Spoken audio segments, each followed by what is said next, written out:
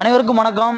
இன்னைக்கு பாத்தீங்கன்னா எனது அருமை தம்பி அபிஷேக் அவர்களை வந்து இன்னைக்கு நம்ம களத்துல நாங்க இறக்கி வளர்த்து விட்டுட்டு இருக்கோம். தம்பி அருமையா பேசுவாப்ல. இப்ப நம்ம தம்பிட்ட வந்து நான் ஒருத்தரை பத்தி கேட்க போறோம்.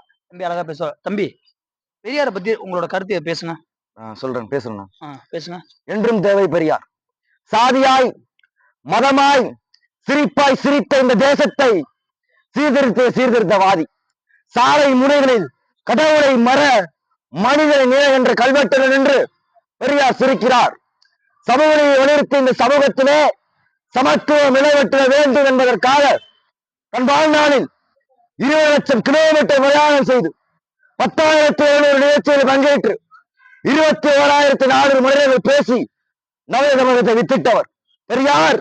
என்ன செய்து கிடைத்தார் என்று கேட்பவரை பார்த்து ஏராளமாக சிரிக்கிறார்.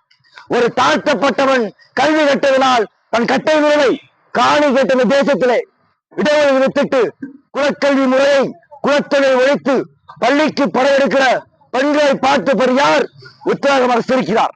ஆசிரியராய் ஆட்சியாளராய் அதிகாரிகளாய் படையெடுக்கிற மாணவரை பார்த்து பெரியார் உற்சாகமாக சிரிக்கிறார். அப்படி என்றால் பெரியாரின் தேவை தீர்ந்து விட்டதா? ஆதிக்கம் ஒழிந்து விட்டதா? சமத்துவம் பிறந்து விட்டதா? ஆதிக்கமும் அடக்குமுறையும் நவீனத்துமாய் உருமாறி இருக்கிறது, ஒழிந்தவில்லை. மானமும் அறிவும் மனிதனுக்கு அழகு என்று பெரியார் சொன்னார். இன்றைக்கு இந்த நாட்டில் என்ன நடந்து கொண்டிருக்கிறது? ஒண்ணு குறித்து பேசுறான், இல்ல குடியாரனா பேசுறான்.